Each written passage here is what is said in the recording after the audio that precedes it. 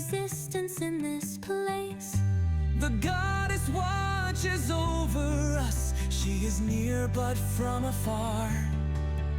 She knows where we came from. She knows who we are. In the land of sword and sorcery, at a time of dungeons and dragons, where adventures prove their worth. By completing tasks and quests to prove who they are and who is the best. Fighting by sword or fighting by magic. Fight to survive or live a quiet life. They may take or they may plunder this flat earth of existence, this infinite plane. This plane is of wonder.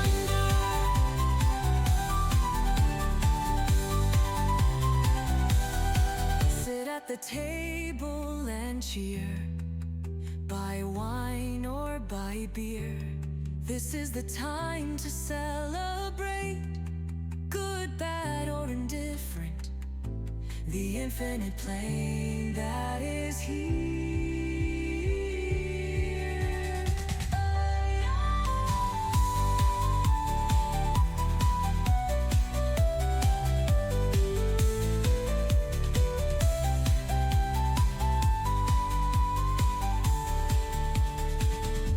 Episode 0.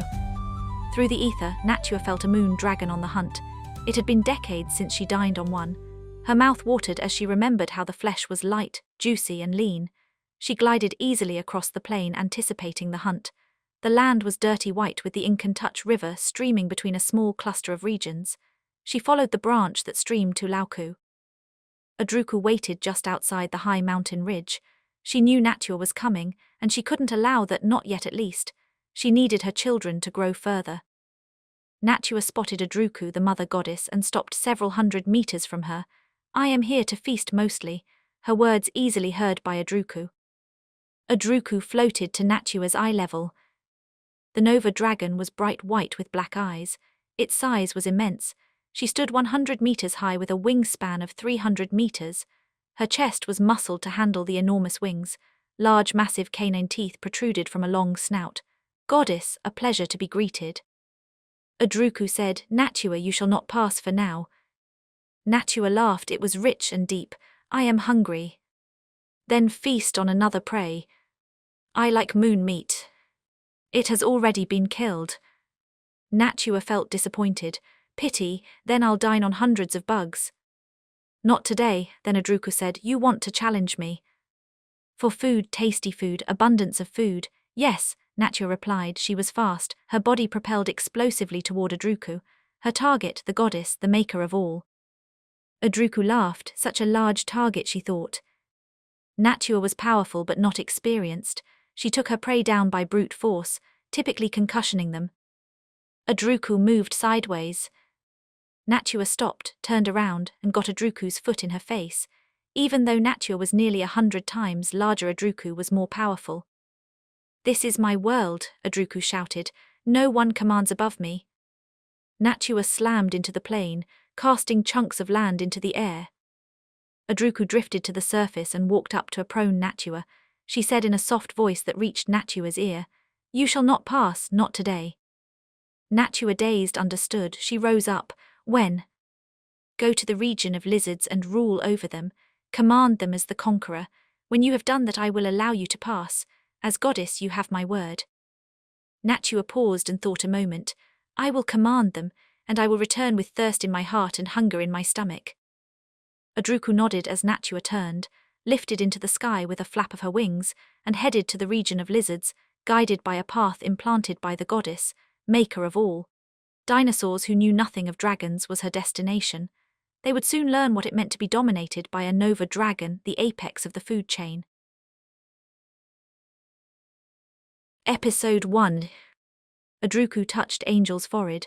The surface was rough with tens of small, flat, hexagonal-shaped bumps tightly clustered, which covered her entire body. "Angel, it's time to wake up." Angel was lost in darkness. She heard a distant voice that sounded soft and inviting. The voice made her feel warm. "Angel, my love, it is time." The voice was compelling. Angel fluttered her eyes open and saw a woman, dark skin, almond-shaped eyes, and white hair tied into a long ponytail. Adruku smiled. "Morning, love, welcome to your new life." Angel sat up from the bed she was sleeping in. A bright light shone through a large window that was on her right. A wooden door across the room was in the middle of the wall on her left. Adruku sat on the left side of the bed, her hand touching Angel's right cheek.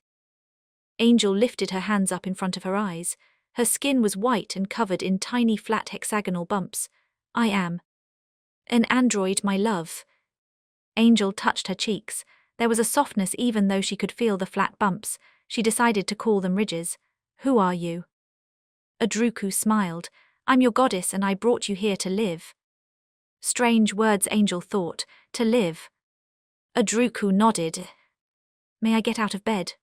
Bed. Angel understood the word. Room, she understood that too. Air, light, sky, world, people, she was perhaps people. Adruku grabbed Angel's left hand and helped her out of bed. Angel stood for a moment, the caftan draped loosely over her body. "People? Am I people?" Adruku's laughter was soft. "You are people and you will help other people." Angel let that sink in. Adruku lightly tugged at Angel's hand. "Follow me, dear, you have much to learn." The two walked out the door. Karen Bichard, former UN agent and United States operative, woke up in a large bed. The canopy overhead was black. She could see planets and stars projected onto it. Then she heard a voice. "Morning, Karen. How are you feeling, my love?" Karen remembered driving the truck into the ocean. The idea was to cool the small fusion generator before it overheated and went critical. Mary, her partner, was in the passenger seat. All seemed to have gone well. Adruku cleared her throat. "Ms. Bichard." Karen turned to the voice.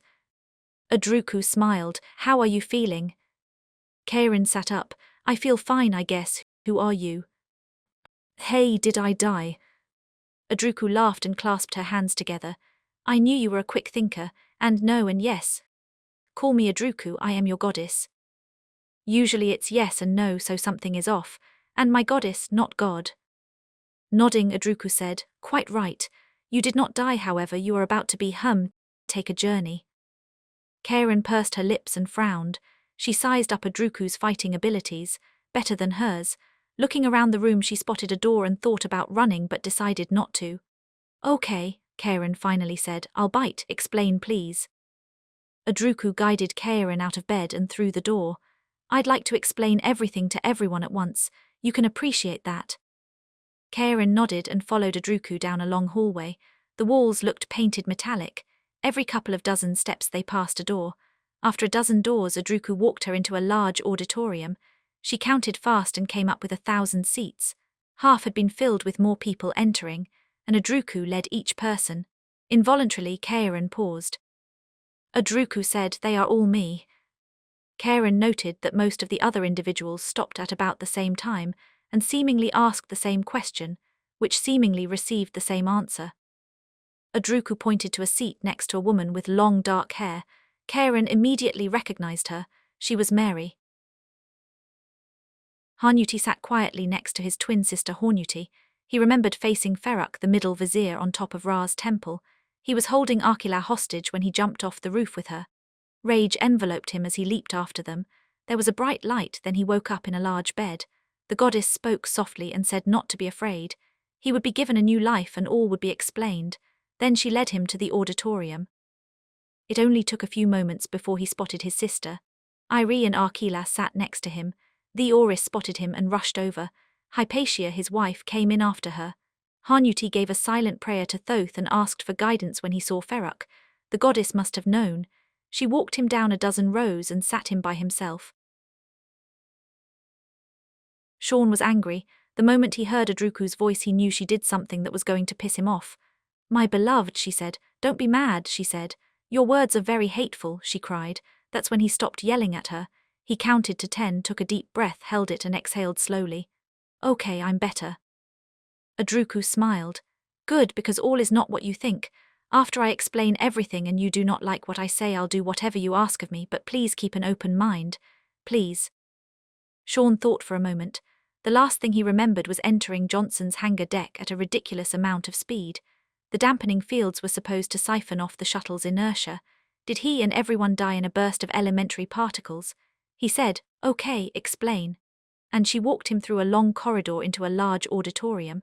She guided him to a row of seats where most of his command staff sat. Dawn stood up. "Captain, you too." Collins, the ship's chief medical officer, sat next to her. Everyone shifted over one seat to allow Sean to sit between Dawn, the first officer of the grid ship Reg Jean L. Johnson, and Collins. Collins said, "Sean, what's happening?" Sean huffed. "Adruku told me she would explain everything to everyone in one shot. She won't budge an inch." Dawn nodded, "Said the same to me." Sean looked around. The auditorium was nearly full. He counted to 10 again as he watched the many Adrukus walk different people to empty seats. Like he and Johnson's crew, there were other groups. He counted to 10 again. Then Cookie, the ship's head cook, walked in. That pissed him off. It took counting to 50 to make him calm down. "Adruku, you bitch," Sean thought. "Now you're getting personal." Angel stepped out onto the stage, walked up to the podium that was positioned at the left side of the stage, and pushed several buttons marked lights. The entire auditorium went dark and everyone stopped talking.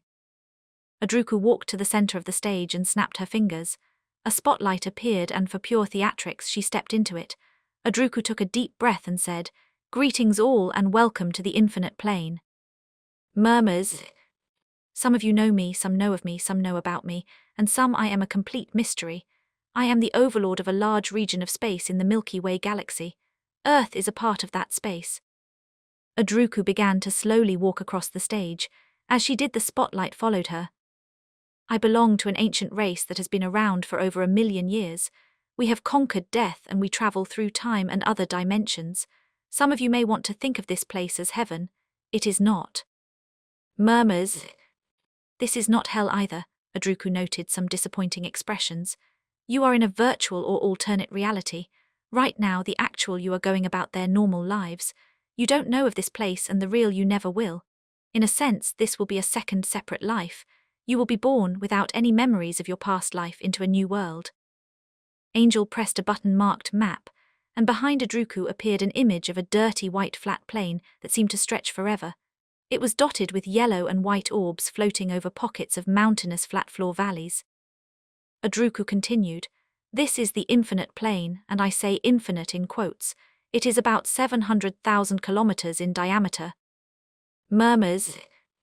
"And about 650 kilometers thick, which is pretty thin for such a large disk, but my people have managed to achieve the impossible in a short amount of time.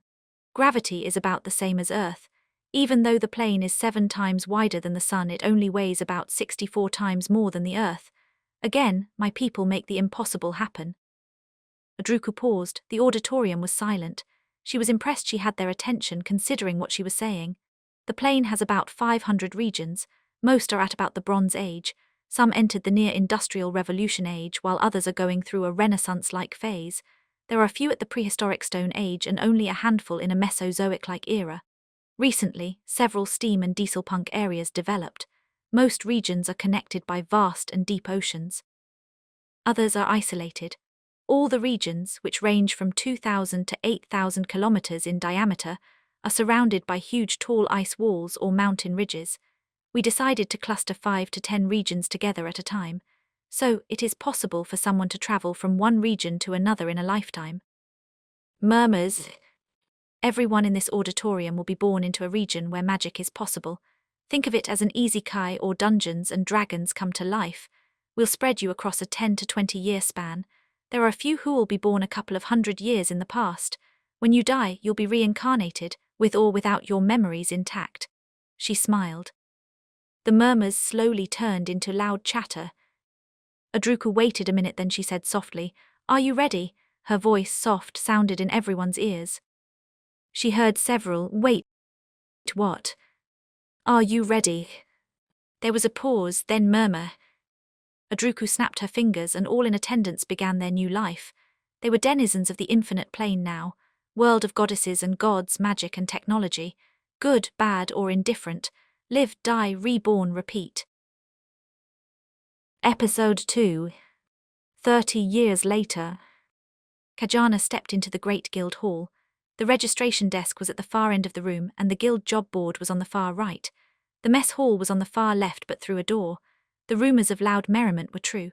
Adventurers gathered in the hall to eat, drink, cry, and laugh, not always in that order. Today, Kajana needed money, and she didn't want to use her savings. She soloed a lower dungeon and defeated a floor boss. However, her best sword broke. She wedged it between two neck vertebrae of a male wyvern and lifted when she should have twisted. She broke its neck, but also snapped the sword in two. Even though she was a rank 20 sorcerer, she liked to fight as a warrior. Common knowledge was that rank 10 anything was the limit. Kajana, early in her life, decided she would stick to admitting common knowledge. Grek, a dragonoid, stood behind the registration counter. He stood 2 meters tall. His tail added another 1.5 meters to his overall length.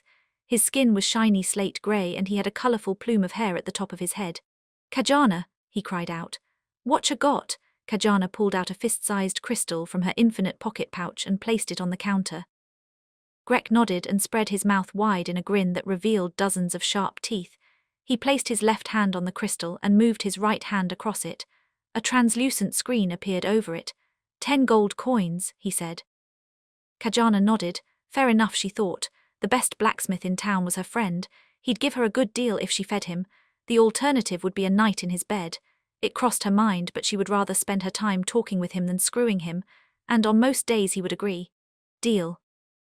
Grek counted out 10 gold coins and took the crystal to the back room. Kajana walked over to the job board. Nothing grabbed her attention. Most of the jobs were for rank 5 and below. She was a rank 8 warrior, so many of them would be more tedious than challenging. She was about to grab a job when she heard a commotion from the entrance. A group of 5 adventurers walked in. There was a buzz in the air. Some said the group was looking for a tank. Kajana watched as the leader, Yahan, stepped up to the registration desk. Kajana sized him up. She knew of him. He was human like herself and a magic user also like herself. The difference was he was a rank 7 wizard. Yahan approached the desk. Grek was looking at him. Chur, another guild worker human, stepped from the back room. Yahan greeted both men. "Any leads yet?" Yahan asked. Grek smiled and said, "Actually, yes. Do you mind if they are human?" Yahan shook his head. "Can they tank?" Chur laughed. He turned to Grek and said, "You must be talking about Kajana." Grek nodded. "Absolutely, probably the best."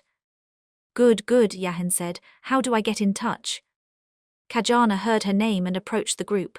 "Greetings." Chur said, "Here she is now." Yahan turned and eyed Kajana. Both stood about the same height. Kajana was about 172 centimeters with Yahan at 178. "I am Yahan." He held out a hand. Kajana took it and shook it 3 times. "Call me Kajana. I hear you are looking for a tank." Yahan released her grip. "We are." Halona, Basco, Plono and Beta stood near Yahan. Yahan continued. "Plono." He gestured to a tall dark-skinned elven dressed in leather holding a small shield. "And I am our only fighters. Basco and Halona are healers and our long-range casters." He pointed to a solidly built dwarf with a red beard and long red hair tied into a ponytail. He was dressed in grey leather and carried an iron helmet underneath his left arm. Halona was also red-headed but human. She was thin and about Kajana's height. She wore a short tan leather shirt, tan leather shoes that went up to her ankles, and a cloth top with a tan leather jacket. He turned to Beta, who was felinoid. "Beta is our archer." She smiled, teeth and her ears perked up. Kajana liked the shape of her face. Beta's fur was light brown and had a healthy glow to it. She stood about 165 centimeters tall and wore leather shorts, a leather crop top, and a leather trench coat. She gripped her bow tightly and stood with her feet shoulder wide apart. Kajana felt Beta was always ready to shoot. Kajana shook their hands. "A pleasure to meet everyone." She turned to Yahan. "You only need a warrior and not a magic caster." Yahan replied, "I also cast. With another warrior added to the group, I can work on leveling up my casting." Kajana nodded. "Makes sense." She decided not to mention she could cast as well. "Let's drink and talk," Yahan said, walking toward the mess hall door. Kajana caught Basco's eye. It glowed yellow for a second, then faded back to its normal brown. Kajana smiled but said nothing after she showed Basco that she too had the godsight skill. Yahin and the group stepped through the doorway into controlled chaos. Half the round tables were occupied by between 3 and 6 adventurers. Mess chatter was loud and raunchy. Ale was spilled and words tossed. Yahin glided everyone to a table near a window in a more quieter area. As the group sat, Data, one of a dozen human hosts, walked up to the table. She said, "Yahin and Kajana, never thought to see you two at the same table." Yahin laughed. "You may see more of her if all goes well." Data smiled. "What shall you have and who's paying?" Yahin coughed. "No tab." "Ha, not tonight, love." Kajana spoke up. "It's on me, ale and whatever everyone wants." Halona said, "That is awfully nice of you, but don't you think we should be treating you?" Kajana sat back and said, "You can get the second round. One who buys first pays least. I'll have an ale." Basco erupted into a roar of laughter. "I like this one too for me." He winked at Kajana and laughed more. Beta said, "Then one for me too." Yahin and Halona held a finger up. Data nodded and walked away. Yahin leaned close to the center. "What's your skill and what do you prefer?" "I'm rank 8 with a sword and staff," Kajana answered. Basco nodded approvingly. He figured Kajana wanted to keep casting a secret for the time being. When she said her name was Kajana, he thought of the goddess Kaja. He ran across numerous Kajahas, Kajamas, Kajagos, Kajakas, but not many Kajanas. It was doubtful she was Kaja, but still his godsight couldn't see all her skills. From her clothing, she had to be royalty. Wyvern skin and enhanced bison leather were expensive articles of clothing, not just any average adventurer could or would acquire. Yahin said, "Excellent, I want to test you out first, of course. The last person who said they ranked 8 was really a 4, it didn't end well." Data walked up with the drinks and placed them on the table. Kajana produced 3 steel coins, which Data pocketed, and produced 8 iron coins as change. Kajana said, "Yours." Data smiled and walked away. Everyone picked up a stein. Basco boomed, "Slaunchar is Taunchar," and drank deep. Health and wealth indeed, Kajana thought. She upended her stein. The others followed. The day was still young with the sun at its largest size and just past its zenith. In a few more hours it would set west, grow small, and then re-emerge as the moon, moving across the sky until it set east. Sun during the day, moon at night. Yahin led the group to the guild's test and fighting area. It was about 300 meters in diameter and had an artificial magic barrier erected around its circumference. "The rules are simple," Yahin began as he stepped out into the field, walking about 10 meters in. "No head blows, but everything else is okay. Basco and Halona are skilled enough to heal cut-off limbs and fatal stabs if gotten to in time." Kajana nodded as she stopped about 20 meters from Yahin. "Fair and ready." She drew her short sword and lifted it one-handed over her head. Yahin pulled his long blade out and held it with both hands. He noted Kajana took an open stance. He reasoned she was baiting him or just foolish in trying to intimidate him. The stance was silly as far as he was concerned. Kajana closed the distance in less than a second and plunged her blade deep into Yahin's abdomen. Yahin blinked, dropped his sword and fell to his knees. He didn't see the attack coming. Basco and Halona rushed to Yahin and applied healing magic. A minute later the damage was repaired and the wound closed, however. His leather tunic had a clean cut through it. After a moment, Yahin stood up. He conspicuously stepped a meter away from Kajana and realized he left his sword on the ground. He hastily retrieved it, then stepped further away. "Okay," he said, "point for you." Kajana smiled and took a few steps back. "Let me know when you are ready." Yahin took a deep breath and let his awareness sense stretch out a few meters from him. "Ready." Anyone stepping inside the field would. Kajana exploded forward. Dirt kicked up behind her and in the span of a heartbeat she stabbed Yahin again. This time the wound was superficial. She pulled her knife out, pivoted around Yahin, and snatched the sword from his hands. Everyone stood silenced as Yahin thrust a non-existing sword forward into empty air. It took him a second to realize he lost his sword, and he was stabbed again. Kajana waited. She had a perverse pleasure in soundly defeating Yahin a second time. He stood straight, turned around to face her and took a step back. He cleared his throat and said through clenched teeth, "Point, again." Kajana stepped toward him to give him his sword back. Subconsciously he started to take a step back, paused and stepped forward with an outstretched hand. He took the sword and took 2 steps back. He paused thinking for a few seconds. How? I'm ranked 10. I have time span at level 90.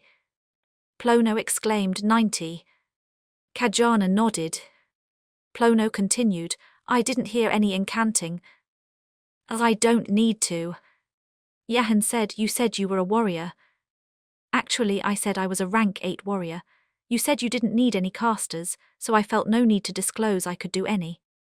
Yahin frowned. We can do this again without me casting. Regular fight, no surprises. Yahan hesitated. Kajana said, promise, just my physical skill alone. He thought a moment and tried to see her stats. He didn't believe she was a mere rank 8 warrior. He'd have a talk later with Basco. Her stats were blocked from his sight, which meant she had a high-level blocking skill or her actual level was higher than a 10, which was improbable. He was one of a dozen at 10, and the goddess never revealed she intended to have anyone higher. Okay, he finally said. Kajana took the raised overhead one-handed stance again. She slid her right foot forward, but left most of her weight on the left foot. Yahin leaped forward, covering the distance fast with a thrust. Kajana struck down and deflected the sword to the ground. She shifted her weight to her right foot, and using her left foot as a weight spun around to give Yahin a vicious cut.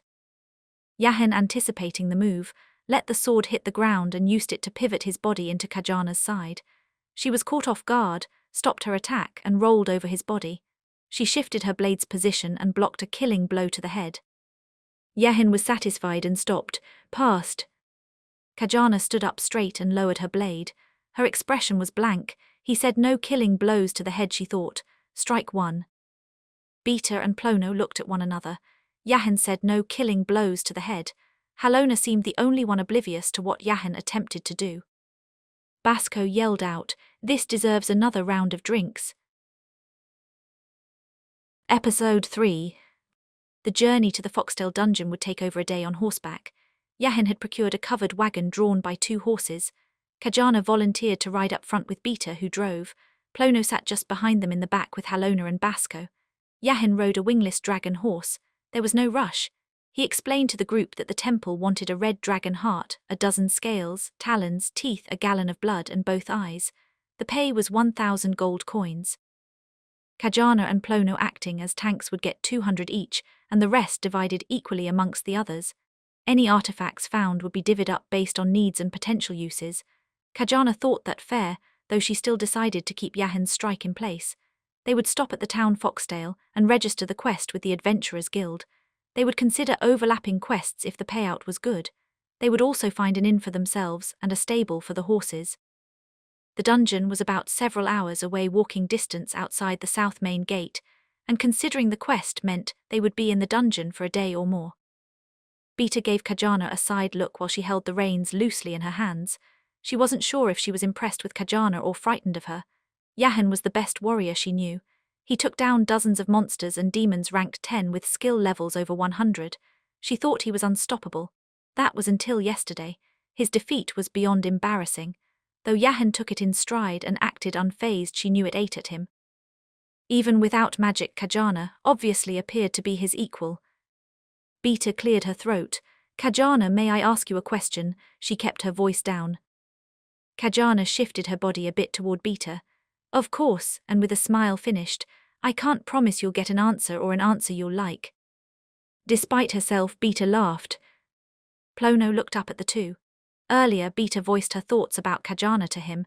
He agreed to be impressed or watchful. He was leaning toward watchful. Beta, he sensed, was conflicted with her emotions, which made him a bit jealous. He felt Beta had just started to like him beyond mere comrades, or at least to the point he could consider making his feelings known. Beta said, how'd you learn to time span? Kajana smiled. I learned from a wizard, that was kind of true. So anyone can learn it? Depends. Kajana paused a second. If you don't have natural nanites, your body will use up your life force. Beta had none. The goddess overlooked my family. Still, Kajana said, you can still learn it and it is still possible to acquire nanites. At 1,000,000 gold coins, Yahin interjected. Or someone giving you some, Kajana shot back. Yahin had been listening and decided to speak up. Yeah, only sorcerers and necromancers can do that, I trust neither, and most would only give you deadites. Basco yelled from the back, spoken like a true wizard. Yahin yelled back, as it should be. The goddess blessed us with what she thought appropriate. Gaining nanites by payment is not divine or natural. Strike two, Kajana thought. She knew when not to push the issue. She was a sorcerer blessed with an absurdly high level of command knights. As a sorcerer she could grant or take away nanites. Her lot was scorned and cursed pretty much everywhere within the empire. Only the ones in the know or educated properly knew the truth. She knew Plono, being elven, understood, as well as Basco, being dwarven. Humans seemed to be the ones living in the dark. The saying went, an age is not dark because light fails to fall, but those living fail to see. Basco said, your only fault that may guide you off a cliff. Yahin said, Basco, you cannot sway me, I know the goddess inner thoughts. I've heard her words and I am a believer. No one doubts that, my friend, the hours we've gone back and forth. That is always tedious. Yahin snapped the reins and the dragon horse sprinted forward. After a few moments of silence, Basco made his way to the front. He has a good heart, though partially dipped in lead, he fights and believes true, so don't cast him aside yet. Kajana nodded. She turned to Basco and leaned in close, inches from his ear. He doesn't know about you. Basco leaned close to her ear. You keep my secret, I'll keep yours. May our knives lay flat on the table. Anne pointed outward. Kajana finished the dwarven saying for an alliance. Both leaned back. Basco moved back toward the rear of the wagon again, and Kajana faced forward. Beta watched in silence, her hearing perfect. Plono did the same, his hearing also perfect. After several hours, Yahin pulled his dragon horse off the road. There was a clearing big enough for the wagon, horses and tents. He had been fuming the entire trip and cursed himself for it. He accepted Kajana as a superior warrior. No one had bested him so quickly and solidly. No one, not after he had ranked to level 10 and the goddess herself blessed him. She called him beloved and said his destiny was his alone. She said she would watch but not interfere. He would be in control of his life. Her words, embedded deep in his heart, gave him strength and solace. At night he would dwell on her words, embraced with warmth as to their meaning. The goddess loved him and he loved her back. No one was born with such luck to have the goddess blessing. No one, and yet something tugged and teased thoughts he knew to be impure. Did the goddess have another favourite? There it was. Did she? Yahin looked around. Guilt and shame embraced him. She did have another favourite. Yahin dismounted his dragon horse and led it to a tree. He tied it up and pulled down his pack. He had some thinking to do. Kajana helped Beta with the horses. They tied them next to but spaced at a reasonable distance from the dragon horse. Yahin sat on the ground deep in thought. She decided to let him be. It wasn't her place to tell him what he should and should not do to help. She was the newcomer, and after helping Beta feed and water the horses, she made her way over to Basco. He had the main fire started. A large pot, half full of water, held up by metal poles, hovered over the blaze. He tossed in quartered baby potatoes, 2 handfuls of chopped mushrooms, and a large portion of cubed meat into bubbly water. He sprinkled in crushed rosemary and peppercorn.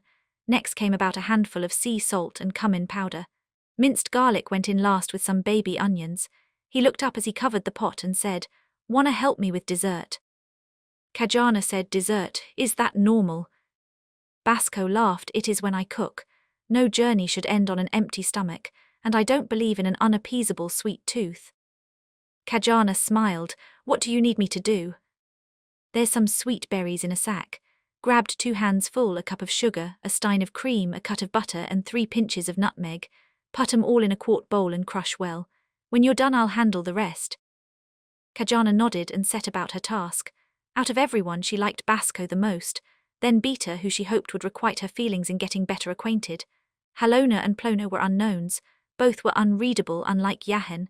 He wore his emotions and thoughts on his sleeves. He was the one to watch. After dinner, Kajana helped Beta and Basco clean up.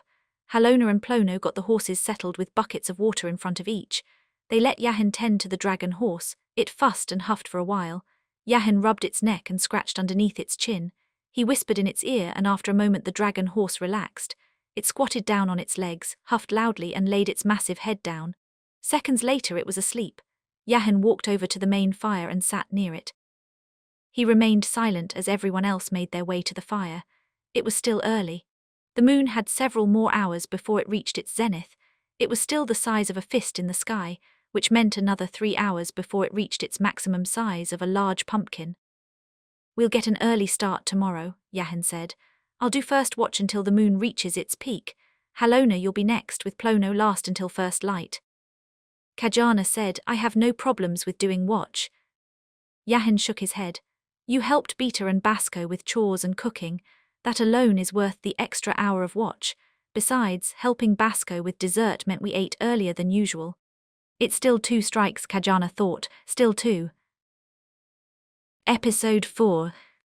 Kajana followed Yahin and the others through the front door to the Foxtail Adventurers Guild building. Its rough and dull stone structure was modest-looking between the Merchant Guild, which had gold, silver and marble columns supporting a huge gold dome, and the Sorcerer's Hall office, which stood half a block wide and was made of Ophaca blackwood. Kajana would have loved to visit the Sorcerer's Hall, but the present company made that option for another time. Someone from the guild desk yelled out Kajana's name. Kajana recognized Miluna. Her smooth brown short hair covered her body, which was covered by a silk blue kaftan. She wore her blonde hair in a long ponytail. Miluna rushed from behind the desk and embraced Kajana. On her tiptoes, she reached just below Kajana's chin. Kajana returned the embrace, giving herself into Miluna's natural fragrance of honey and cedar wood. Beta approached, not quite certain to be jealous. She had never seen a Gemp up close, just in passing from time to time. She grew up with stories that the goddess Adruku created the Gemps from chimpanzees and humans, and laughed at the comical drawings in the history books. Miluna was a tad shorter than herself. She was slim and petite with iridescent blue eyes. Kajana turned to Beta. Miluna, this is one of my party mates, Beta. Be nice to her, I like her. Miluna faced Beta and bowed her head slightly. Her smile was wide and bright. She is very pretty, Kaj. How much do you like her? Beta's jaw dropped slightly. Kajana laughed. Miluna. Miluna said, I can tell she is good people. I think I like her too. Kajana noticed that Plono blushed. Basco coughed. Kajana said, Milu, the rest of my party. She pointed to Yahin. This is the party leader, Yahin. Over there is Halona and Plono, and this is Basco. She leaned in close to Miluna's ear. Treat him especially well.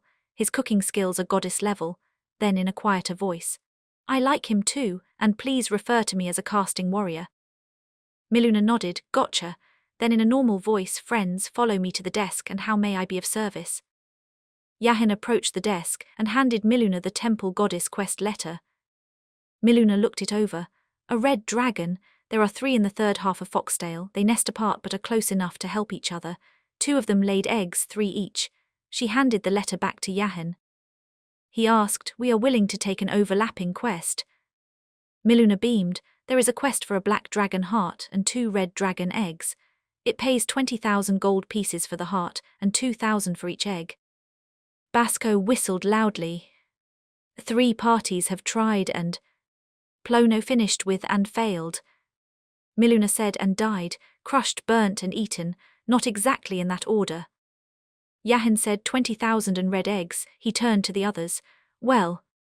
Basco spoke up, I'm in. It's been a while since I faced a black dragon. Halona paled, I'm not sure. 3 parties failed. Plono nodded.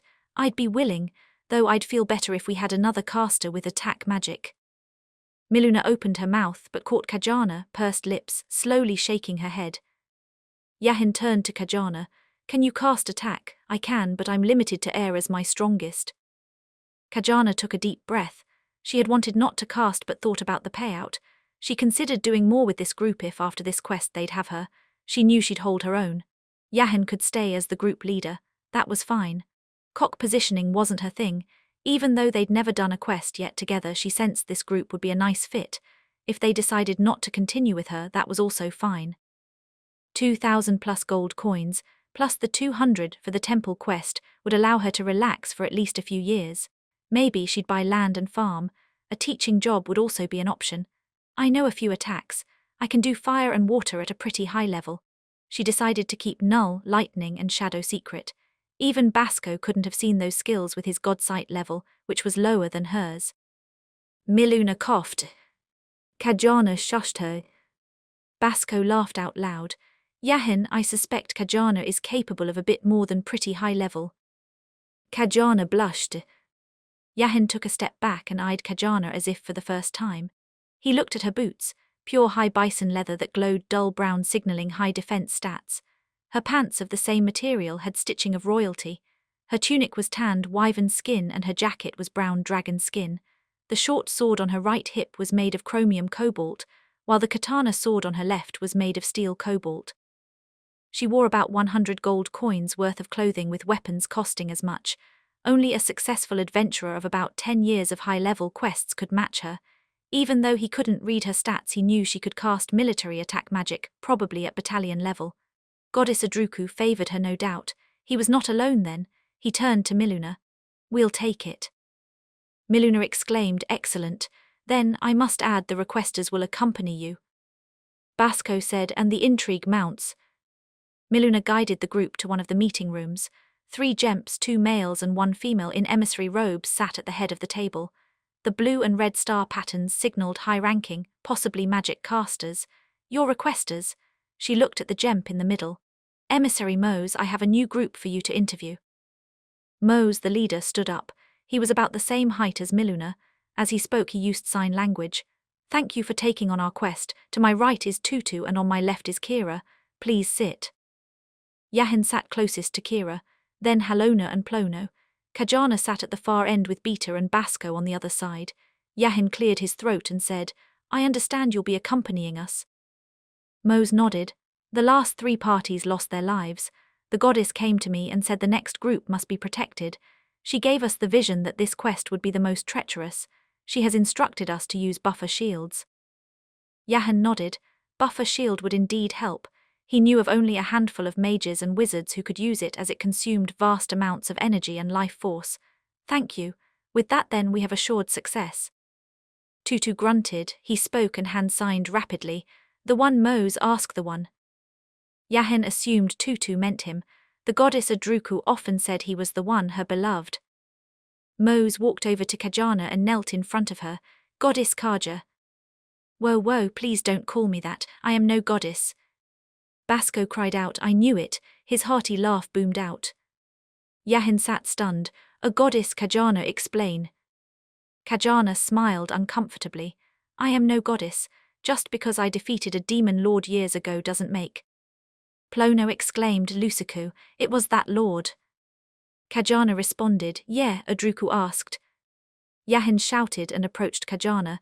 "You casually call the goddess by her name." Basco leaped across the table, blocking Yahin. "My friend, take heed and relax." Yahin stared Basco in the eye. His comrade challenged him. Something was off. He'd known Basco for 10 years and they had their differences, however. Basco never once challenged him as this. Yahin nodded and returned to his seat. He acknowledged his action was impulsive and aggressive. He took a deep breath. "Forgive me, please continue." Kajana nodded. "It was Lusaku, and ever since I had been labelled a goddess. I don't boast about it and I tend to keep a low profile." Halona frowned. "My father told me of that day. He said a young sorceress beat Lusaku. The battle was fierce, but clearly the sorceress was the strongest." Yahin stood up. His expression was mixed anger, fear, or uncertainty. "I heard the stories too. You saved my mother." He stopped and sat down. "That was 10 years ago."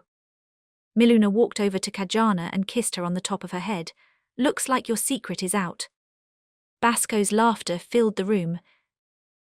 Episode 5. Kajana sat at the desk by the window in her room and stared out into the night. They drank late until the moon reached its peak. Mose, Tutu and Kira headed to their room early. They were satisfied with the arrangement. Miluna inserted herself into the party and extracted another 5,000 gold pieces for the quest. She called it escort duty in addition to the quest. She leaned into Kajana and said since Kajana was there, survival was better than 90%. Buffer shielding was great, but if you couldn't kill the attacking monster you were just staving off death. During the talks, Basco consumed the most but seemed the least affected by the alcohol. Plono drifted off midway and Halona and Yahin disappeared together. Kajana figured out early that Yahin and Halona were lovers. It amused her they tried to keep it a secret, but humans were silly. Elves and felinoids had enhanced sense of smell. Beta and Plono had to have known. She figured it out from their secret looks between the two, and Halona, tried as she might, couldn't keep her orgasms silent. The moon was high up and she could see several stars in the sky. Norso, the north main star, was midway in the sky. The southern edge stars were spread across the sky near the horizon. In her youth, she travelled to several of the southern areas but preferred the middle north region. The temperature was sweater climate, unlike the tunic jacket temperature in Foxdale. The morning was cold, but nothing like the southern edge mountains.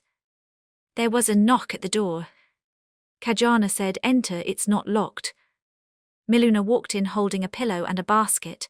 Beta peeked in and walked through. Miluna smiled and said, "Look who I found outside your door looking pensive." Beta stared at the ground. "I was hoping you could teach me time span or at least give me some guidance." Miluna interrupted, "As good an excuse to hover outside one's door late at night." Kajana said, "And you with the pillow?" "To sleep with you, of course. This is my favorite pillow. What a silly question you ask." "Were you going to give me?" "No, I wasn't asking. Why else would I have a pillow?" "What's in the basket?" Miluna chuckled and placed the basket down. She lifted the top and pulled out a bottle. An assortment of cheese, crackers, chocolate and sweet berries was at the bottom. "Beta, make yourself comfortable. Tonight we girls stay up and will be merry." Kajana recognized the contents of the bottle. Wood elven yuzu ale, blue, smooth and borderline addictive. The buzz lasted 3 hours even while asleep. It restored all health, physical and mental damages. It cost 1 gold coin per litre bottle and was worth it. On the black market it cost upward of 10 gold coins. Miluna knew a distributor merchant and probably got it wholesale, which may or may not involve a bit of swallowing. Miluna popped the cork and took a swig. She gave it to Beta, who took several gulps and visibly relaxed. Kajana drank deeply, leaving the bottle half empty, which would be enough for her. The buzz kicked in immediately and she welcomed it. Why she stayed away from Milu for so long she couldn't remember. Her friend, her lover, best friend forever. After they ate all the basket's contents and emptied the bottle, Kajana said, "I'm tired and buzzed. Join me and sleep or get out." Miluna laughed and said, "Cuddling works for me." And she slipped under the covers, hugging Kajana tight. Beta waited a moment, then joined the two in bed. It was true. Wood elven yuzu ale should be banned, so she heard. Beta decided not tonight and maybe not tomorrow or perhaps not the day after. She worried about the risk tomorrow, though. The ale took most of the edge off her concerns. Black dragons were brutal. They stood on the upper parts of the food chain and knew it. After a few moments, the ale reached peak buzz. She accepted she should worry about it another time, and gave into the entangled limbs and warm bodies while she slipped into a wondrous dream of being a hero. Yahin stopped just outside the cave. He gestured for Kajana to enter. "You first, goddess." Kajana gave him a frown. "I am not a goddess." Yahin huffed, "Certainly not." The smile he gave did not reach his eyes. Kajana ignored him. They decided last night she would take point. Miluna followed as a midshield caster and backup tank. She wore brushed steel armor representing her tankness and carried a mage staff, her casting. She and Kajana downplayed her sword skills, which were considerably better than Kajana's. Next came Basco, then the Gemps. Plono and Beta would guard their flanks.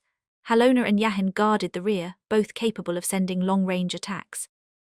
Halona would also support Yahin with healing if needed. Basco would cast healing to everyone else, and the Gemps would hold off buffer shield until they reached the dragons. Miluna whispered to Kajana, "Like old times." Kajana focused her gaze in front of her. She used search span to catch the lesser monsters. "Yeah, I do miss those days. Tell Milu, are any plots of land available for farming? Any good schools looking for instructors?" Miluna laughed softly. "Land yes, instructors yes, you but ask and it's done. The Magic Academy in Cracked Rock just sent out a communique looking for an instructor. You remember Bliff Garlader?" "That bastard." "Yeah, he loves you too, but he did ask about you. He is the headmaster now, such timing. I bet the goddess has something to do with this." Kajana tensed up. Yahin didn't know how close she and Miluna were to a Druku. 5 levels in they encountered nothing. The lesser monsters, ghost dogs, tall sheep, biting hogs, thorn bears, giant bats and upright red gators were not there. When they approached the tunnel into the 6th level, they saw the bodies. Maimed, chewed and broken. Hundreds. Small kangaroo rats and tunnel roaches by the hundreds were feasting on the remains. Tutu wrinkled his nose. They fought each other. Kira and Mose nodded. Kira said, "I sense malice. There is something further in that is broadcasting anger." Kajana said, "Milu, can you cast a guide light 50 meters in front of us? Done, Miluna said. A small but bright blue orb hovered about 50 meters in front of the group. It illuminated the tunnel, revealing hundreds of dead monster bodies. My goddess, Plono said. The stench, he coughed and spat. Halona said, how horrible. Look at the ones who still have faces. Yahan nodded, rage. Once out of the tunnel, the group felt it. The air was thick with malice. Moving forward felt like their legs were caked in mud. Milu, Kajana whispered, cast the orb out another 300 meters. Miluna nodded and whispered something. The orb shot out, dimmed in the distance, then flashed brightly. 2 red dragon bodies lay broken to either side of the wide Speleothem cavern. Large chunks were taken out of each one. Yahin asked the black dragon. Basco said, a black dragon can defeat a red dragon. That's 1 red dragon, I doubt 2, but we see 2 defeated reds. Kira gasped. It wasn't a black dragon. She outstretched both hands, inhaled slowly and loudly. The aura was strong. She exhaled and saw the glowing form in the distance. It retreated into the tunnel leading to the 7th level. There, it's going into the 7th level. Fast, it seems to be chasing something. The group stopped. Halona said, something that is not a black dragon is ahead of us. That killed 2 red dragons is chasing something, and we are going further in, after it. Kajana bit her lip. Miluna and herself could easily kill a black dragon. She felt Basco, with his secret talent, could too, maybe not as quickly and cleanly as Miluna, but nonetheless was capable. Yahen, Beta, Halona and Plono would be killed within minutes. The Gemps were the trump cards. Their buffer shield magic would allow them to pinprick a black dragon to death. Yahen whispered, following it, we need to know what it is. Halona replied, and when we find out, do we fight it or run? Miluna said, as a guild representative, I need to know if this is something new and different, and its threat level. When the group reached one of the red dragons, Miluna walked up to one. Since we are here and they are dead, we can at least start fulfilling our quest. Yahen said, we didn't fight them.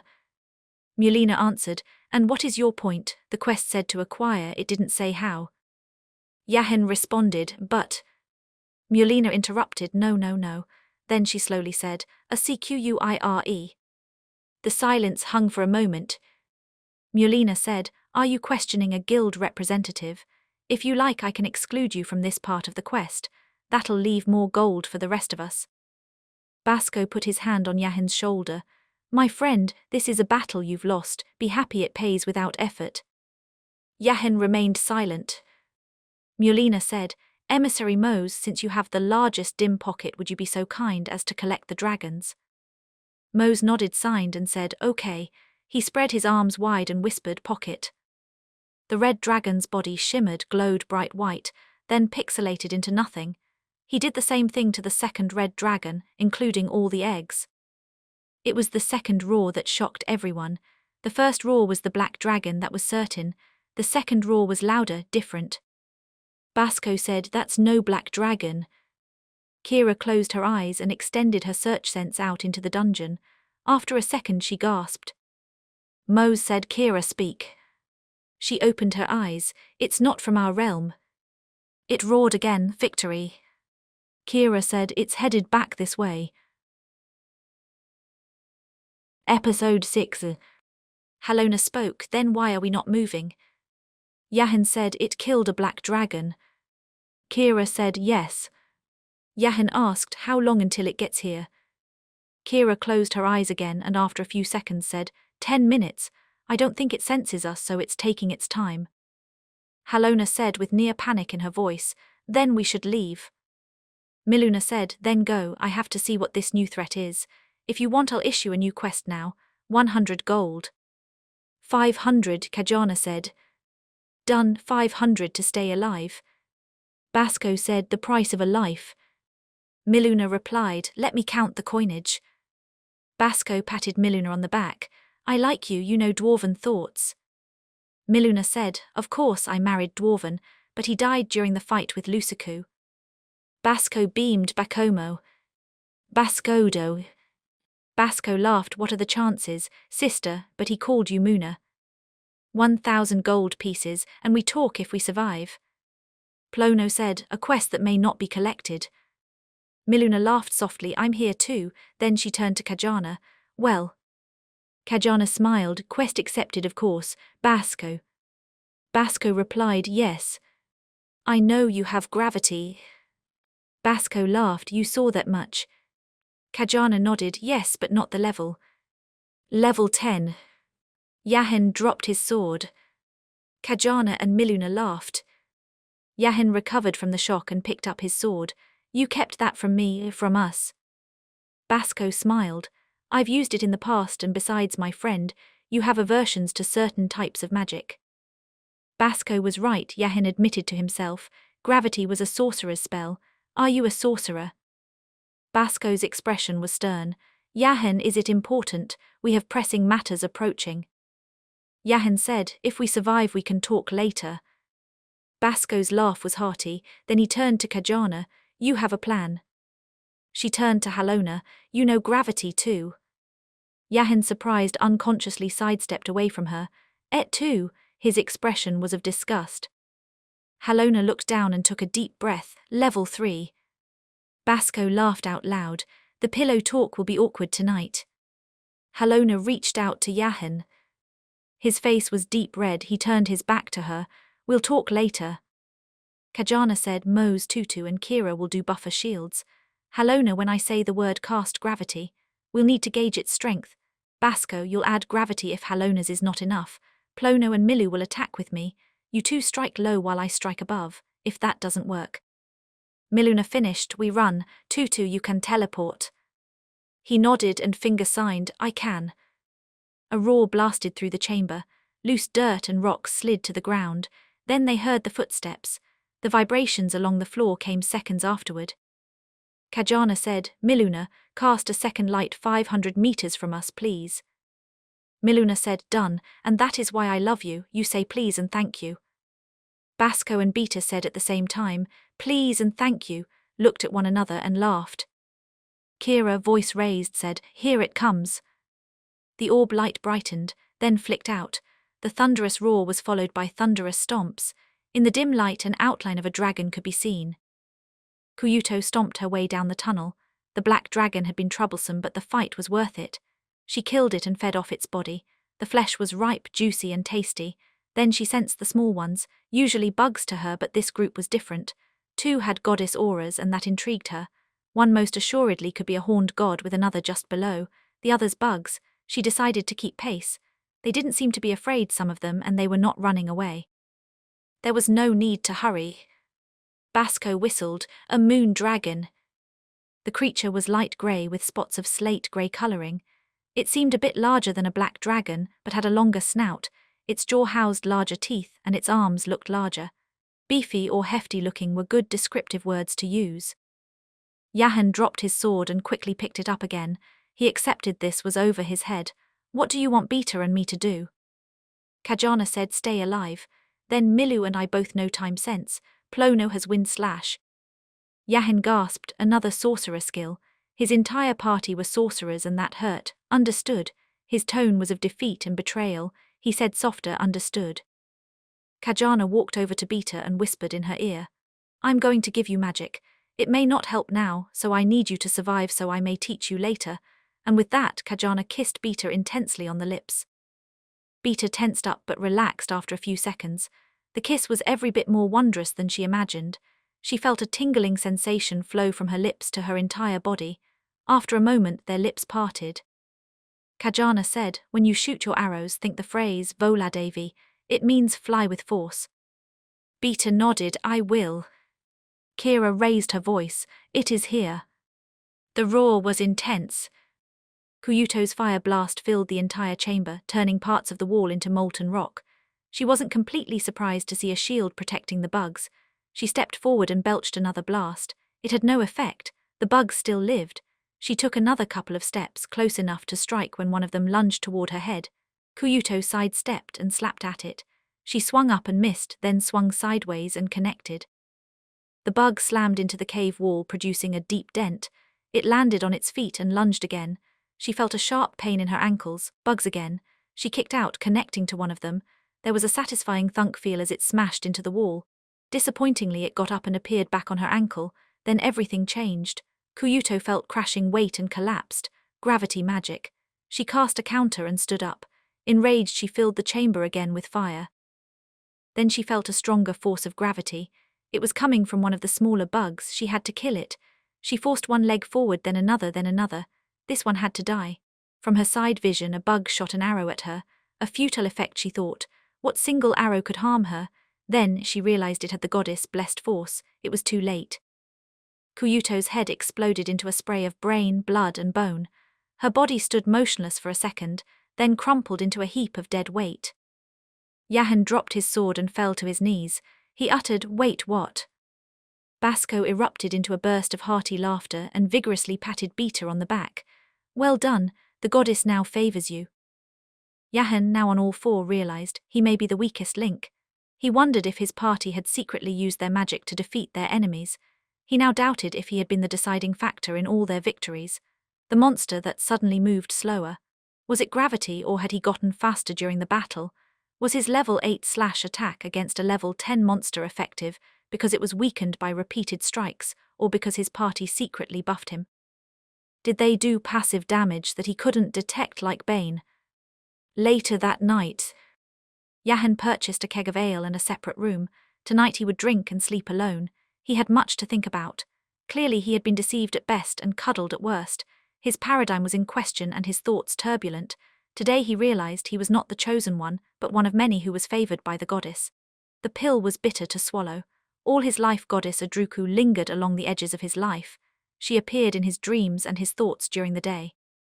He lived for her, he fought for her, he defended her. He couldn't help but feel betrayed by her. As the ale kicked in, he thought what to do. His party was her party now. Instead of driving the carriage, he was sitting in the back ready to tumble out. Being left behind was his worst regret. He was the weak link now. He drank a stein worth once more and fell asleep. Tonight was full of sorrow and pity, tomorrow maybe not so much. Episode 7. The group sat around a table in one of the meeting rooms. Miluna dropped bags of coins in front of each person. "That's 90 palladium coins, 99 gold coins, and 100 silver coins." The silence was palpable. Everyone was startled by Basco's laughter. It boomed outward. "I could drink myself to death with this." Yahan and Halona were silent. Earlier he told her he would leave the group and she could do whatever she wanted. She had the funds now. Plono and Beta looked at one another. They both said, "Let's go shopping." That got Basco to laugh again. Yahan opened his bag and pulled out 8 palladium coins. He gave 2 coins each to Kajana, Halona, Basco, and Plono. He stood up and said, "That's the pay for the temple goddess quest. I'll deliver everything, so there is no need for you to accompany me back. As of now, I'm withdrawing from the group." Beta looked surprised. Halona and Plono nodded. "I'll ask the innkeep to place your things in storage." Basco turned to Yahan. "My friend, there is no need for such." Yahan exploded. "You all deceived me. I can no longer trust you, and for that I can no longer be part of the group." He stared at Kajana. "My dagger is turned inward." Kajana stared back and replied, "Your blade is dull and rusted. It is there by itself. Clean it." Yahan, visibly upset, frowned. She insulted him. She considered him no threat and needed no weapon on the table. He looked everyone in the eye, then turned and walked out of the room. The door slammed shut. A moment ticked by, then Miluna spoke. "Well, that was dramatic." Basco spoke up. "I for one will stay in this wonderful town." He turned to Kajana. "What are your plans?" Kajana thought a moment. "I had hoped we could continue as a group. That was if you all wanted me to stay on. Now I'm thinking the group has just been informally disbanded." Basco nodded. "In a sense, I would like to continue." He looked in turn to Halona, Beta, and Plono. "Well, you have enough funds to secure a good life for a while. What are your thoughts?" Beta looked at Basco, Kajana, and Miluna. "I want to stay as a group." Plono nodded. "As do I. This is a bit bittersweet. We no longer have to hide our true abilities." Halona looked down. "I lost more than the group leader. She left it at that." Beta said, "Halona, stay with us. I can understand, but Yahan has effectively forsaken us. He—" Halona interrupted. "I know, but my heart hurts. Beta got up from the table and gave Halona a big hug. "Stay, please. My heart would hurt if you left us." After a few moments, Halona nodded and said, "Okay, I'll miss Yahan, but I'm thinking he'll need to fight his own monsters for a while. Basco replied, true, he'll find his way or fall off that cliff. He turned to Kajana, well, group leader. Kajana said, whoa, who said I was the group leader? Beta interrupted, who else could it be? Basco for one, Kajana answered. With that Basco laughed. Kajana, I am support. Beta and Plono are soldiers and Halona is foundation. Yahin made most of the decisions and kept our focus when it was important. We need that and you've proved yourself more than capable. Miluna beamed and gave Kajana a tight hug. Kaj, don't fight it, you got this. Kajana preferred the singular and solo life of an adventurer. That had been her plan. Halona stood up and walked to Kajana. She bent down and gave her a hug. Her voice was soft as she whispered in her ear, please, goddess, lead us to great adventures. She stood up and walked back to her chair. Miluna said, well, there you go. I'll take care of the paperwork and registration.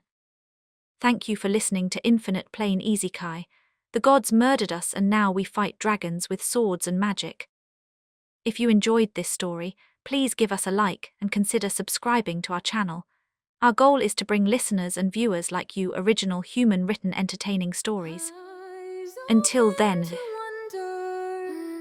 What happened to their old lives? The goddess confesses they'll exist on an infinite plane.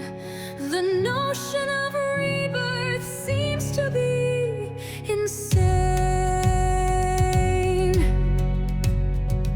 A goddess of great power, she is as old as time. She tells them they've been saved to live on this infinite plane, and admits they're here to stay, to be reborn for adventure. Live, die, reborn again, the old life forgotten. Our hero has great adventures, slaying dragons and wielding magic. She finds comrades and others, a secret she has held only on an adventure. She shows them her magic skills on this infinite plane where magic is the norm. In this special realm, this beautiful land of all, through dungeons dangerous and deep, fighting for fame and glory is the life on this infinite plane.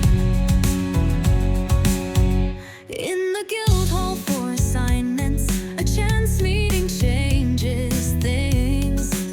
Plans over Alice, shouting tells of might and fury. She demonstrates she is worthy, becomes the new mate. The leader has an ego which eventually turns to hate. Trust is a fragile thing. It's hard to keep an illusion when action is often needed. Ability save the day. Betrayal uncovered from collusion. Further deep in the dungeon, a mighty beast roars. Victory is short-lived with a kiss and special words. True power is revealed. Success comes with a loss. A new team is made as old friendships are tossed.